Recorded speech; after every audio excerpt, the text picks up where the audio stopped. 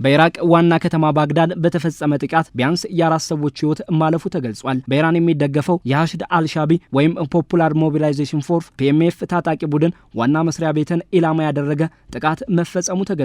የኢራን አማካሪዎችም በስፍራው ታድመው ሊሆን ይችላል የሚሉ መረጃዎችም ወጥተዋል። ህይወታቸው ካለፉ ሰዎች መካከል 2 ኢራናውያን ስለመሆናቸውም እየተገለጸ ነው። በባግዳድ የሚገኘውን የአሜሪካ ኤምባሲን ኢላማ ያደረጉ የሰው አልባ አውሮፕላኖች ጥቃቶች መሰንዘራቸውም ተጠቁሟል። በጥቃቱ ሳቢያ በርካታ ፍንዳታዎች በባግዳድ የአሜሪካ ኤምባሲ አቅራቢያ መስተዋላቸው ተገልጿል። በአየር መቃወሚያ በርካታ ሰው አልባ አውሮፕላኖች መመታታቸውም ተስተውሏል። ስለ ጥቃቱ የአሜሪካ ኤምባሲ ፈጣን አስተያየት ከመስጠትም ተቆጥቧል። ጥቃቶቹ በአሜሪካ ኃይሎችና በኢራቅ ተፋላሚ ኃይሎች መካከል የአየር ጥቃቶች ልውውጦች የመቀጠላቸው ማሳያ ተደርገዋል። በቀጠለው የመካከለኛው ምስራቅ ጦርነት ከኢራን ጋር ግንኙነት ያላቸው ቡድኖቹ ከቴህራን ጎን መቆምን መርጠዋል። ዋና መስሪያ ቤቱ ጥቃት የተፈጸመበት ቡድኑ ፒኤምኤፍ ከኢራቅ የጸጥታ ኃይሎች ጋር ጥምረት ያለው ሲሆን በርካታ በኢራን የሚደገፉ ቡድኖችን እያካተተም ነው።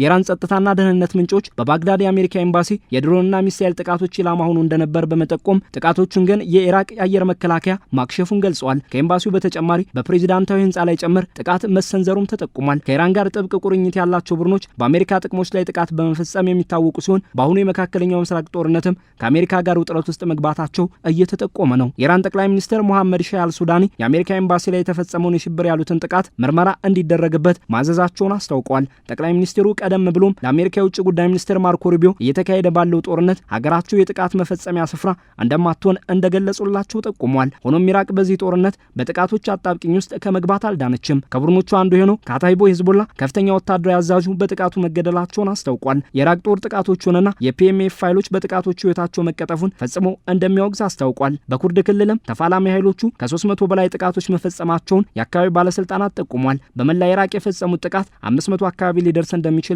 ተመላክቷል። በኢራቅ ከኢራን ጋር ጥብቅ ግንኙነት ያላቸው የሺዓ ታጣቂ ቡድኖች ያሉ ሲሆን በዋናነት ፒኤምኤፍ እነዚህን ቡድኖች አቅፎ እየያዘ ነው። እነዚህ ታጣቂ ቡድኖች በጎርጎሮሳውያኑ 2014 አይኤስአይኤስን ለመዋጋት በሚል የተመሰረቱ ሲሆን ከኢራቅ መንግስት የጸጥታና ደህንነት ኃይሎች ጋር በጥምር ይሰራሉ። በቀጠናው የአሜሪካ ጥቅሞች ላይ ጥቃት በመፈጸምም ይታወቃሉ። ቡድኖቹ ለኢራን ሁለንተናዊ መሪ በመታዘዝ የአሜሪካና እስራኤልን ተጽዕኖ በመቃወምና በደህንነት ትብብር ከኢራን ጋር ጥብቅ ቁርኝት አላቸው። ከኢራን በኩልም ወሳኝ እገዛዎችንና ስልጠናዎችን ያገኛሉ።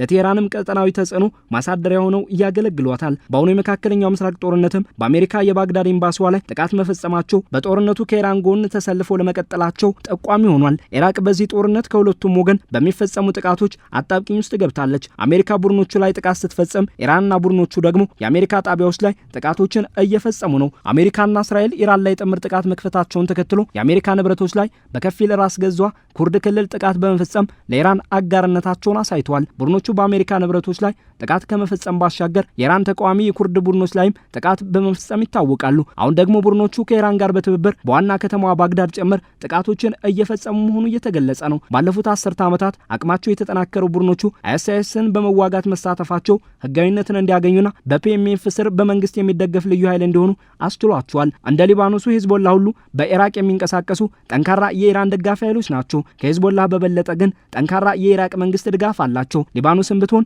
በሂዝቦላ ወደ እስራኤል የበቀል ጥቃቶችን መፈጸምን ተከትሎ የጦር ግንባር ሆናለች። ኢራቅም በኢራን በሚደገፉት ተፋላሚ ኃይሎች ሳቢያ ወደ ጦር ግንባርነቱ ተቀላቅላለች። ተፋላሚ ኃይሎቹ ከኢራን ጎን በመቆም ጥቃቶችን በአሜሪካ ንብረቶች ላይ ሲፈጽሙ ባለፉት ጥቂት ሳምንታት በርከት ያሉ የአየር ጥቃቶች ደርሶባቸዋል። ቡድኖቹ አሜሪካና እስራኤልን ጥቃቶችን ፈጽመዋል በሚል ቢወነጅሉም ጥቃቶቹን ማን እንደፈጸማቸው በግልጽ ከአሜሪካም ሆነ ከእስራኤል የተባለ ነገር የለም። የመጀመሪያ ጥቃት የተፈጸመባቸው ከቡድኖቹ አንዱ በሆነው በካታይብ ሂዝቦላ የጦር ሰፈር ላይ ነው። በሶሪያ ድንበር አቅራቢያም ጥቃት ተፈጽሞባቸዋል። በመካከለኛው ምስራቅ ጦርነት የሆርሙዝ የባህር ሰርጥ መዘጋት ኢራቅ ነዳጇን ለሽያጭ እንዳታጓጉዝ ጭምር አድርጓታል። መረጃዎችም የነዳጅ መርከቦቿ በሆርሙዝ ሰርጥ እንዲያልፉ ከኢራን ጋር ቀጥተኛ ንግግር በማድረግ ላይ መሆኗን ጠቁሟል። በዚህ ጦርነት ውስጥ በውስጧ ባሉ ቡድኖችና በጦርነት ላይ ባሉት ኃይሎች ጥቃቶች አጣብቂኝ ውስጥ ያለችው ኢራቅ የነዳጅ መሰረተ ልማቷን ቢሆን የጥቃት ኢላማ ሆኗል። በአስራ በተሰኘው ግዛቷ የሚገኘው የመጅኑን የነዳጅ ስፍራ በሁለት የሰው አልባ አውሮፕላኖች ጥቃት እንደተፈጸመበት ተጠቁሟል። በስፍራውም ሆነ በሰዎች ላይ ጉዳት ስለመድረሱ የታወቀ ነገር የለም። እየተካሄደ ባለው ጦርነት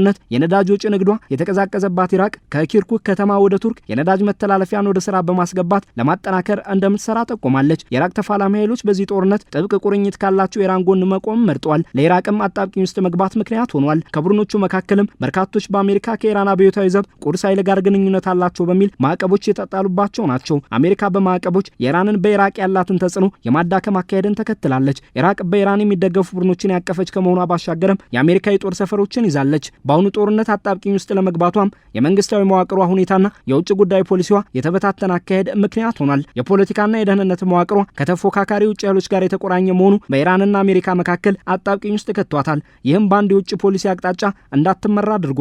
በኢራቅ የጸጥታና ደህንነት መዋቅር ውስጥ የኢራን ጂኦፖለቲካዊ ፍላጎቶችን የሚያስጠብቁ ቡድኖች መታቀፋቸው ቴህራን አሜሪካን ፍላጎቶቿን በመምታት ከፍተኛ ዋጋ እንድትከፍል ልታደርግባት የምትችልበት ሜዳ አድርጋ ትመለከታታለች። ከአሜሪካም ከኢራንም ጋር ያላት ግንኙነትም ሀገሪቱን በመካከለኛው ምስራቅ ጦርነት ይበልጥ ተጋላጭ አድርጓታል። ቡድኖቹና ኢራን ወደ አሜሪካ ንብረቶች፣ አሜሪካና እስራኤልም ወደ ኢራን ደጋፊ ኃይሎቹ ጥቃት በመፈጸም የመካከለኛው ምስራቅ ጦርነት አንዷ ማዕከል እንድትሆን አድርገዋታል። ቡድኖቹ አሜሪካ ኤምባሲ ላይ ጥቃት ሲከፍቱ ዋና መስሪያ ቤታቸው ላይም ለተፈጸመው ጥቃት አሜሪካና እስራኤልን ወንጅለዋል።